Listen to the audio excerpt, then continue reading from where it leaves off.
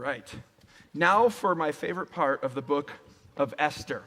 We're going to be in Esther chapter 6 and chapter 7. We have one more part to this series in the book of Esther coming at us next week. And super excited because things really come to a head here in this chapter. Now, you may remember back in 2015, a very important contest happened. Yes, the Miss Universe contest. And Steve Harvey was giving out the award. And he grabbed the card and he read off the winner of Miss Universe 2015. He says, Miss Columbia. And she came out to great fanfare and music playing and many tears and people celebrating and holding signs. He put the crown on her head and he walked off the stage. And then about a minute and a half later, he came back out and said, I have to apologize, and said, Miss Columbia was the first runner-up. And then he had to, if you recall, he had to actually take the crown off of Miss Columbia and then put it on Miss Philippines, who actually had won the contest in one of the great all-time reversals. And that's exactly what's going on here, not in a beauty pageant sense, but one of the great reversals of all time happens here in Esther chapter 6 and 7. It's a beautiful piece of parallelism that this occurs in the story of Esther. And if you know the story, you already know what's coming. But there are so many layers to how this thing flips around on its head for how those who were planning and scheming thought it would go, and how it looked like it would go for those who were involved, even on the right side of things. It absolutely flips over in one of the great reversals of any story that I've ever heard. So just by way of review, where we are right now is the king Xerxes. He has deposed his other queen Vashti. She's now out of the picture. A few years later, he's down and out about some things, and he has a kingdom-wide beauty pageant where he discovers Esther, who wins the beauty pageant, captures his heart. He names her the next queen. She has a family member who raised her, who sits at the king's gate as his job. That's his role in the kingdom. He's like a guard at the gate. And he overhears a plot to overthrow Xerxes and to have him assassinated. So he gets that in to those who need to know through Esther. And then he does not receive really any credit for that. But he exposes this plot and it gets recorded. Instead of him being elevated and honored, somebody else gets a promotion. And that somebody else is Haman. And after Haman got his promotion, Mordecai had some beef with Haman, refused to bow to him and to show him the honor that he felt he was due. And so that just drove Mordecai absolutely crazy. He decides, I'm gonna put an end to this, and I don't want to just kill Haman, I want to kill all of his people too. He gets the king the king is very passive. He gets him to agree to this edict that would allow people to wipe out the Jewish people from the entire kingdom. And so that's what's going on. And so one of the great things that's about to happen here is a huge reversal that's going on. Did I say something backwards? Okay, I was getting Ken going like this, and I almost turned around and then got very distracted. Okay, so what did I say wrong? Just tell me from out there. Okay, Ken. No, I'm just joking. Thanks. He's always got my back. He leads my life group, he and Rachel. So thanks for getting that. Okay, so Haman wants to kill Mordecai and all the Jewish people. Got it? We're tracking? Now we're back on? Okay, that's my bad. All right, now Esther, she goes to the king because Mordecai encourages her to go to the king and try to stop this whole thing from happening. That was a very risky act because she could have been put to death, but she goes with courage because she had prayed and fasted and had the Jewish people pray and fast ahead of that. So she, instead of coming right out and saying it when she goes before the king, she invites the king and Haman to a banquet. And then at that banquet, and doesn't ask there either, invites them to a second banquet the next day. So that's what's going on. Haman leaves the banquet. He is fired up because he's like, look at all this recognition I'm getting. I'm the king and queen's only guest 2 nights in a row. Things could not be going any better for me. But on his way out from that second dinner, he sees Mordecai again. He sees Mordecai, who refuses to bow to Haman again. And it just drives him crazy. And by the time he gets home, he's angry. Instead of being in a good mood about all the things that are going right, he gathers up his friends, his advisors, his wife, and he says, all this stuff is going right. but none of it makes me happy as long as I see Mordecai standing there and refusing to pay me honor and respect. So that's where we are right now in the story. His advisors say, build a pole and impale him on it. Give him a death that is both gruesome and humiliating, because that was a way to dishonor somebody in that culture. And so that's what he plans to do. That very night, he builds the pole. Also going on that very night is the king can't sleep. You ever have a night where you can't sleep? Sometimes you know why. You're like, had that coffee a little bit too late this afternoon. Or whatever, I shouldn't have taken a nap at 7 o'clock, like those things that kind of mess you up, and then you're up half the night. The king could not sleep. He couldn't sleep. So he does what any of us would do when we can't sleep. We have somebody come in and read us stories about ourselves, right? That's what he did. He's like, come in and read the history of my kingship here and all the things that I've done. So somebody comes in and they crack open the history books. I don't know if they like read it like I do with my kids in the children's Bible. I'm like, what did we read last night? Let's see. We'll read the next story. Or if they just kind of flip to a random page. But it just so happened that the story that gets read to the king that night when he couldn't sleep after he had his warm glass of milk, they read to him the story of when Mordecai exposed the plot to assassinate Xerxes. That's the story that they read to him. And he must have had some inkling. He seems to have a bad memory throughout the whole book of Esther. He seems to have a bad memory, but at this point, something must have triggered in his head, because he goes, did we do anything to recognize him? Did we do anything to recognize Mordecai at that time? And he finds out, nope, he's not been honored. He's not been lifted up. He's not been promoted. Nothing happened to honor Mordecai. Here's something that Tony Evans says. He says, our God is a God of intersections.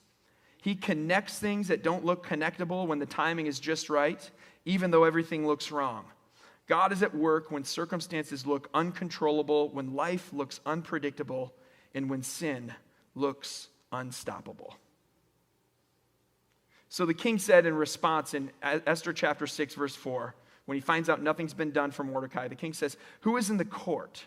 Because he hears someone had just come in. Now Haman had just entered the outer court of the palace to speak to the king about impaling Mordecai on the pole he had set up for him. And his attendants answered, Haman is standing in the court. Bring him in, the king ordered. So as an official, as a noble in the kingdom, you might stand in the outer court. This is as close as you can get to the king without an invitation. And he'll call for people who are waiting, kind of queuing up in the outer court in order to hear their works of business. And so that's what's going on here. And we know, because if some of us know the story or maybe have seen the VeggieTales version, that God is at work here. He's at work. God is at work even when we don't recognize him. To this point, there's been a lot of disasters going on for Esther and the Jewish people. There's been a lot of things going wrong. There's been a lot of enemies that are seeming to win the day. But God is at work even when we don't recognize him. We can go through some really tough things in life. We can have hard times. We can have times where we go, I don't see how possibly this could ever work out for good. But somehow God's always at work even when we don't see his hand. Sometimes a situation comes up and we think it's a coincidence. But God's always at work, even when we don't recognize him. And that's a major theme of this book. We've said it before. God's name is not found anywhere in the book of Esther. You can read the whole book, God is not mentioned. But one point that the book is trying to make incredibly clear to us, even in spite of that, and even along with that, is that God is present even when it seems like he's absent. He's present even when he seems like he's absent. He's working behind the scenes. So we see this as a major theme of the book of Esther, and we start to see it really come together right now in these passages. It says in verse 6, when Haman entered, the king asked him, what should be done for the man the king delights to honor? What should I do for someone I want to honor? And Haman thought to himself, who is there that the king would rather honor than me? Have you ever taken someone else's compliment? Like, hey, nice shoes. You're like, oh, yeah, thanks. Oh, you were talking to them.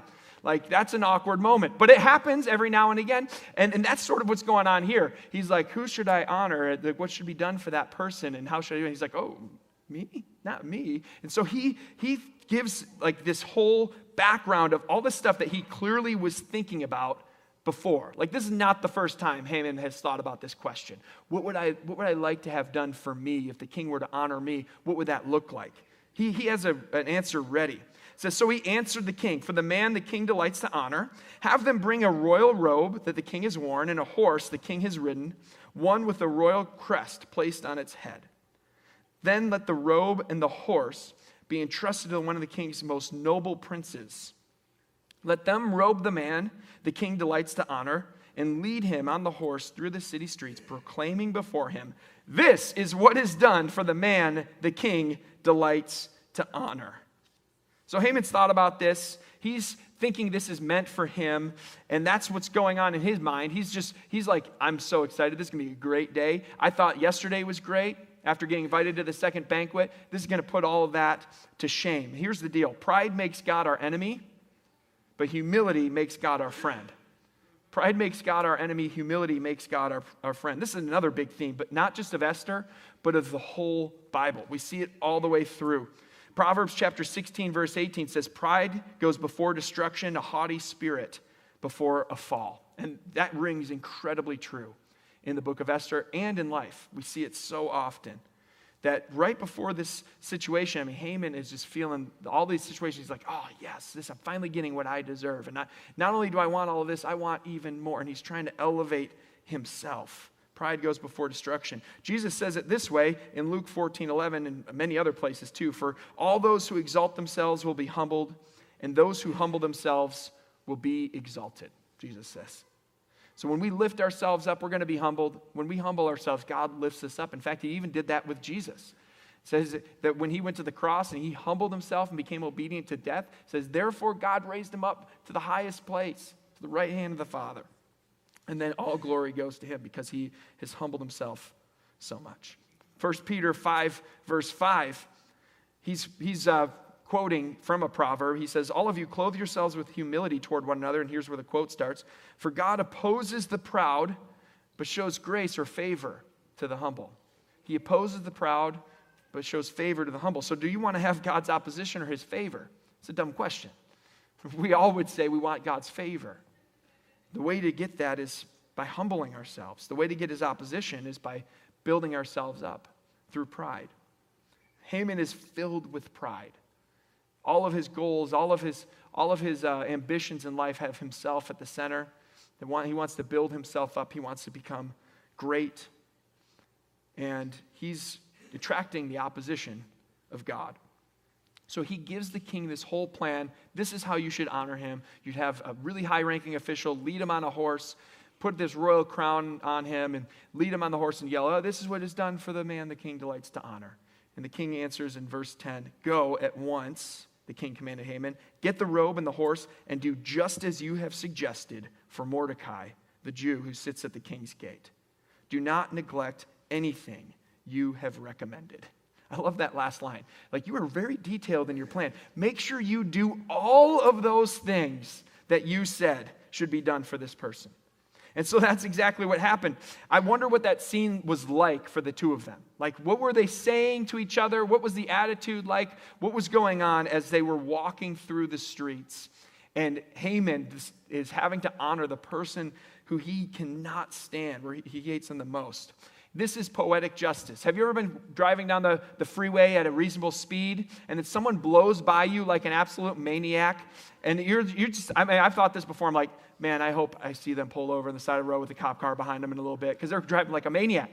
And then it happens. You're like, yes, justice, sweet justice. Now, this is not just for somebody going a little fast. Like, this is when someone's like putting other people's lives in danger. You want to see that poetic justice play out in just a couple of minutes. And sometimes you get that opportunity, that rare opportunity to see that happen.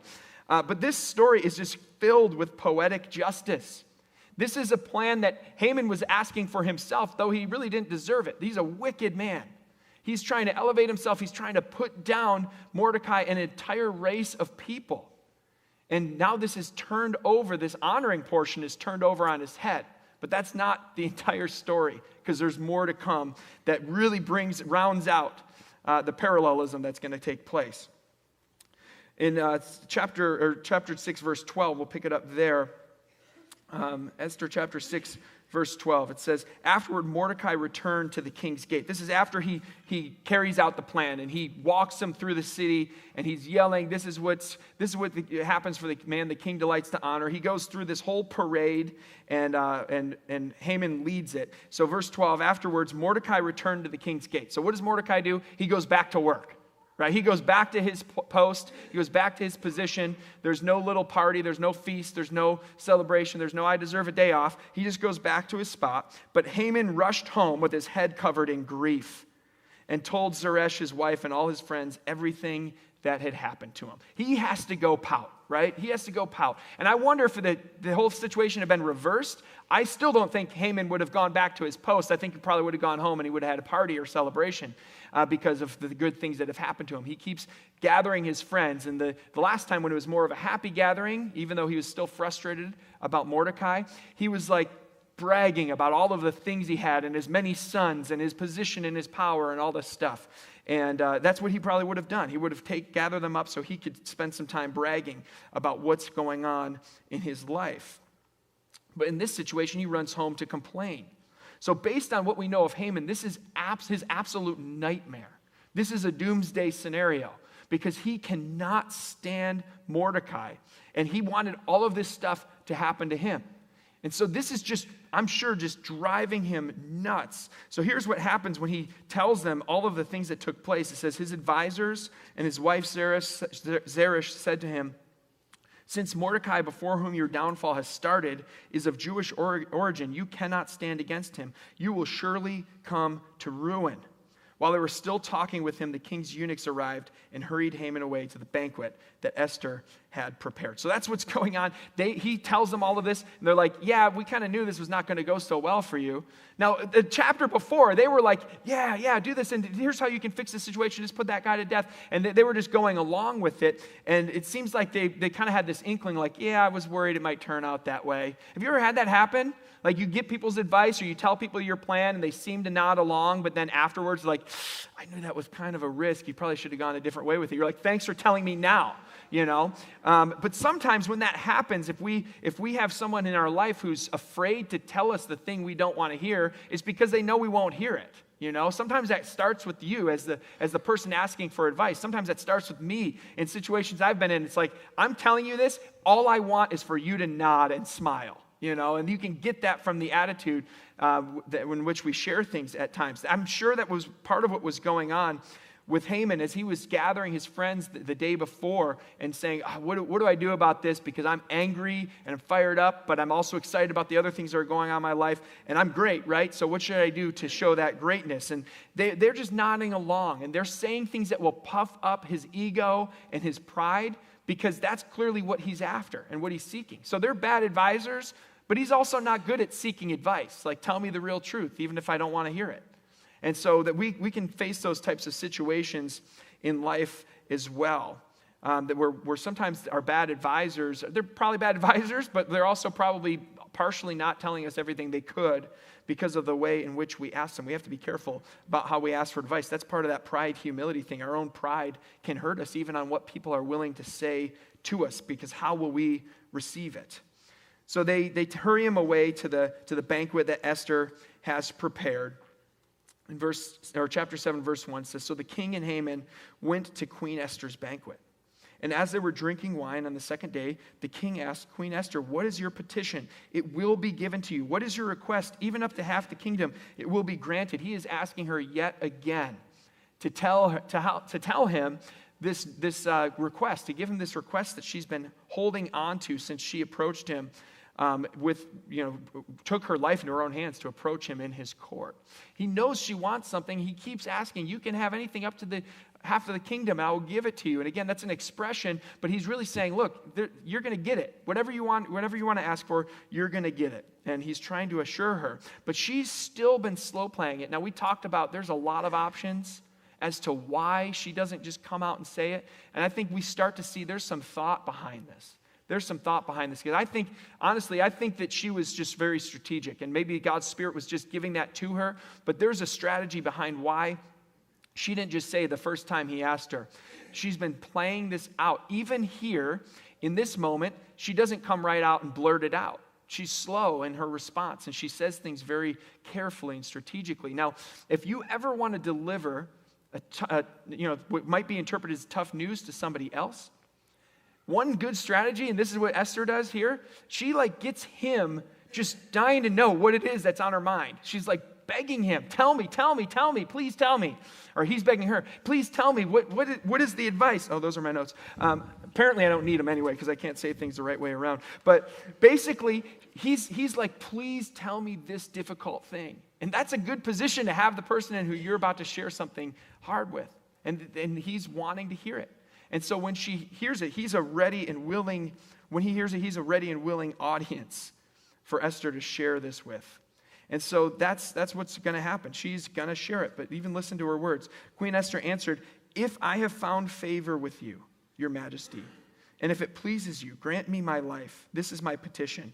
And spare me my people. This is my request. She really personalizes it here.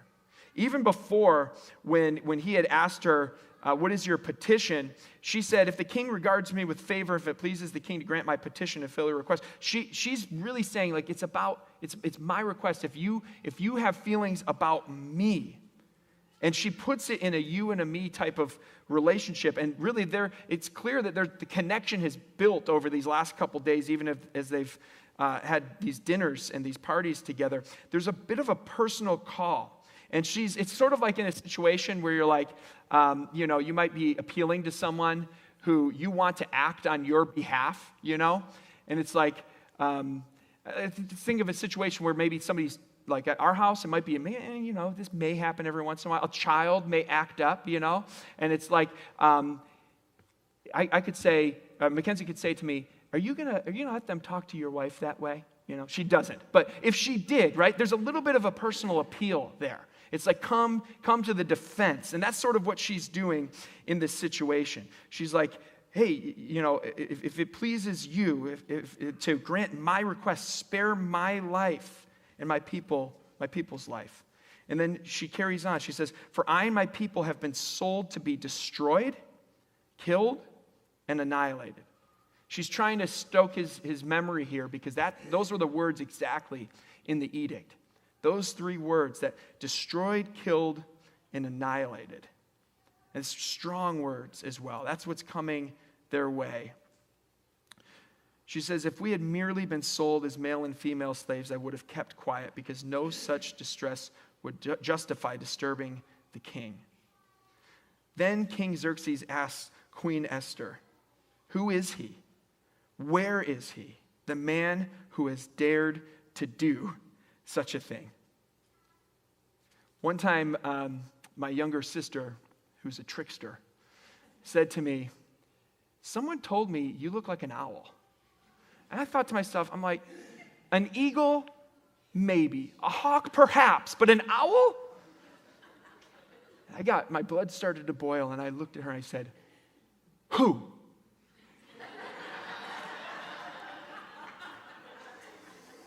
Scarred me for life. My own sister. That's what Esther wanted him to ask in this moment. He's like, who? Who did this? Where is this person? Because he's fired up. She has played this whole situation out so perfectly, and God has been moving behind the scenes and giving her favor because of, I think, her humility in this story filled with prideful people. This is Poetic Justice Part 2.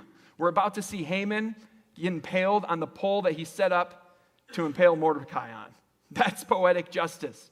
We are about to see a story that's filled with racist, misogynistic, power-hungry men. We are about to see a young minority woman rise up and save the day. Powerful, poetic justice in this moment. Second half, or verse 6, Esther says, an adversary and an enemy, this vile Haman. That's who it is. That's where he is. He's sitting right here at the table with us. That vile Haman. Then she carries on in verse 6.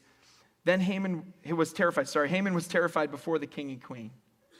The king got up in a rage, left his wine, went out into the palace garden, but Haman, realizing that the king had already decided his fate, stayed behind to beg Queen Esther for his life.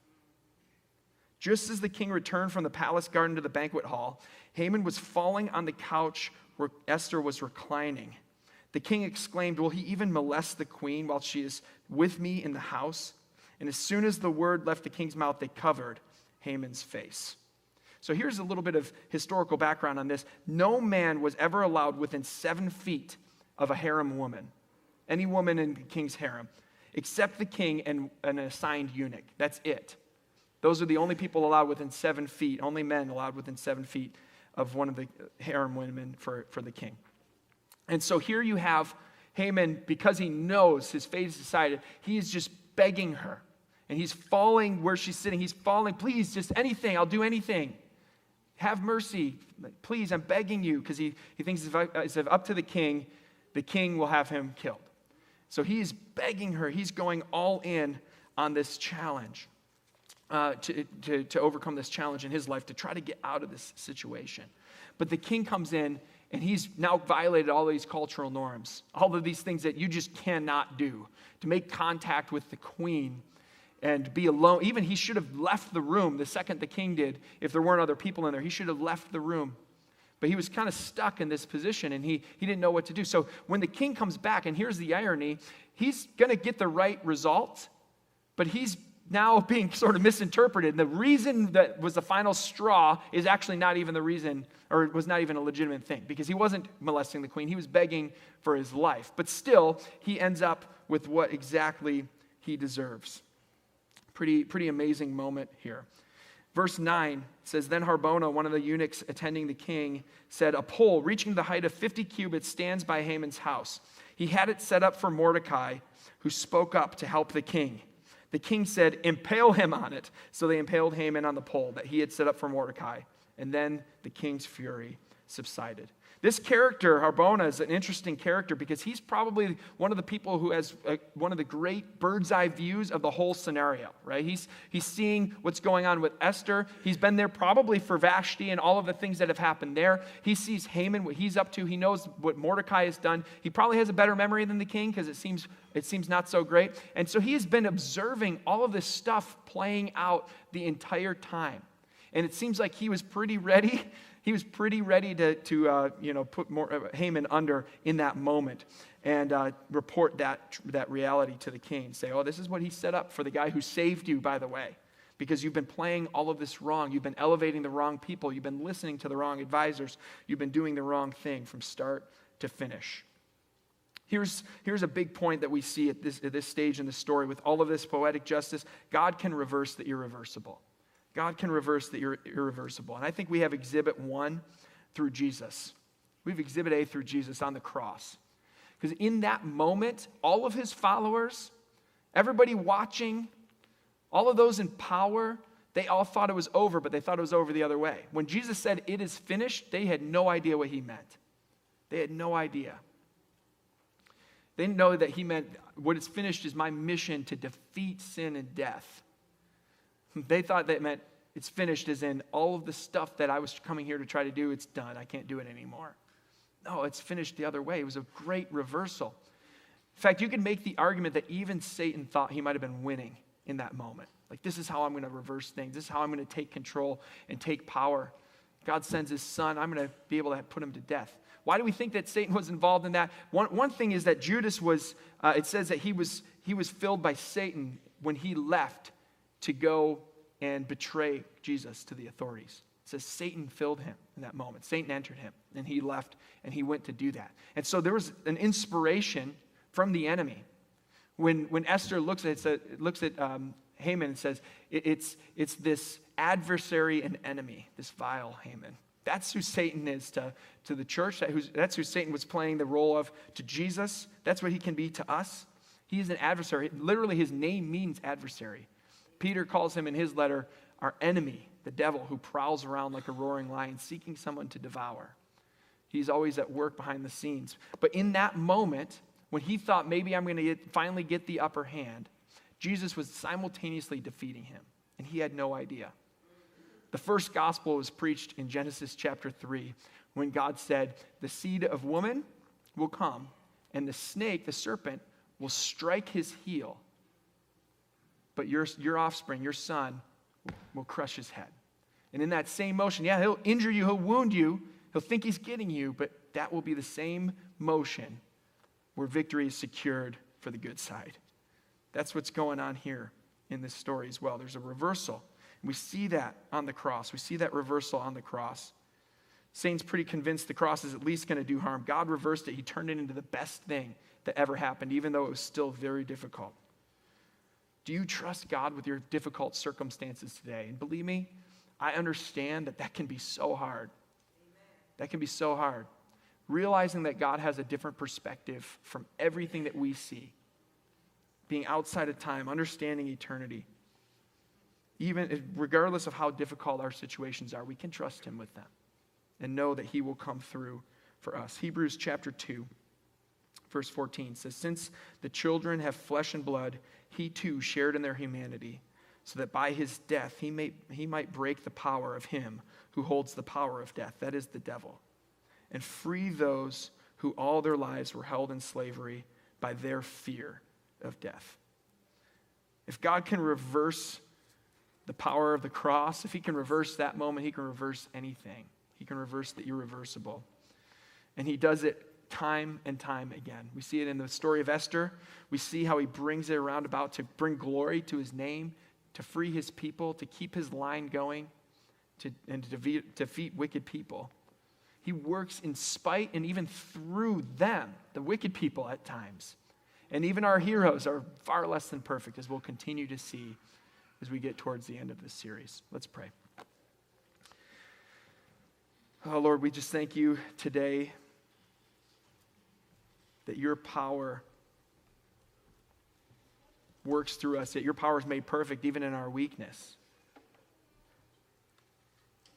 God, that you can use broken vessels and that you choose to. We see that here with Esther and Mordecai. God, we see that in our lives.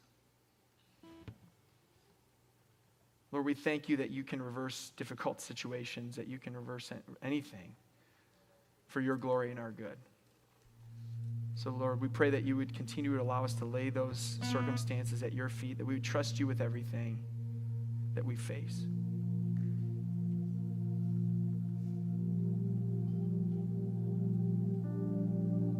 God, this morning we just confess that sometimes we have trouble believing. We say, along with the Father who brought his Son to you, Jesus, I believe, help my unbelief.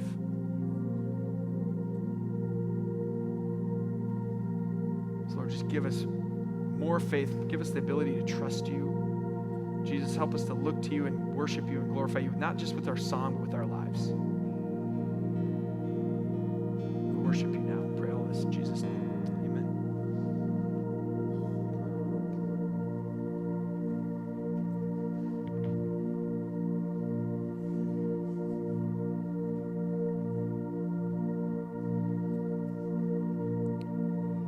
Can stand and join us in one last song.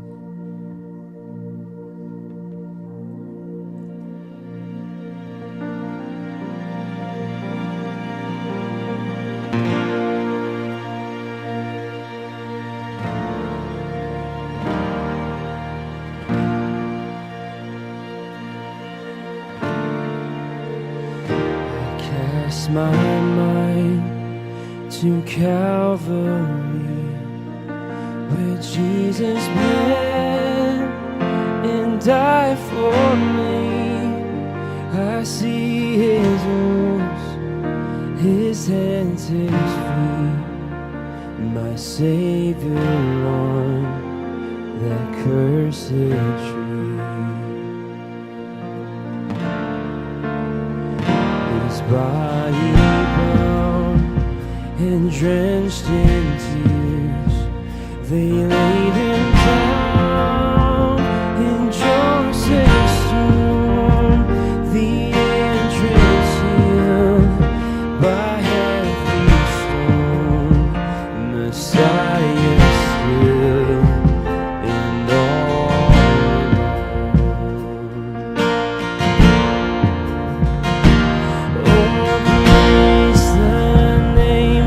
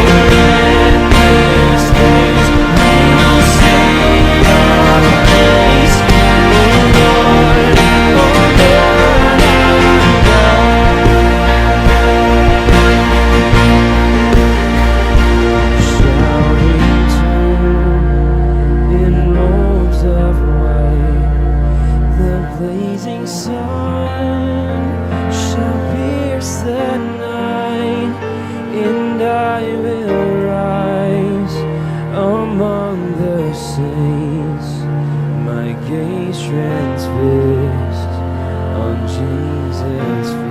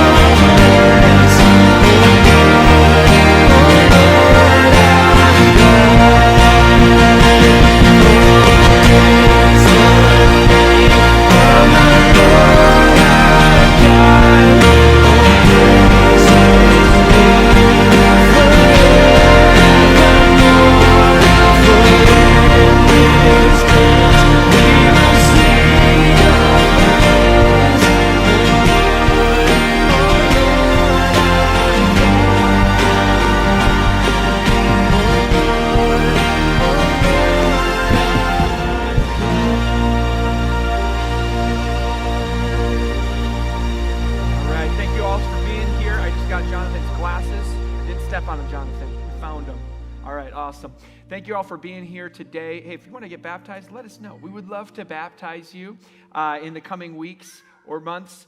All you need to be ready is to have a relationship with Jesus Christ. If you need prayer for anything or everything, we got a prayer team coming up here to the front. They would love to pray for you. It would make their week. They told me that earlier. No, they didn't. But it would. It would make their week. I can't lie. We love you guys. We'll see you next week, I hope. Have a great one.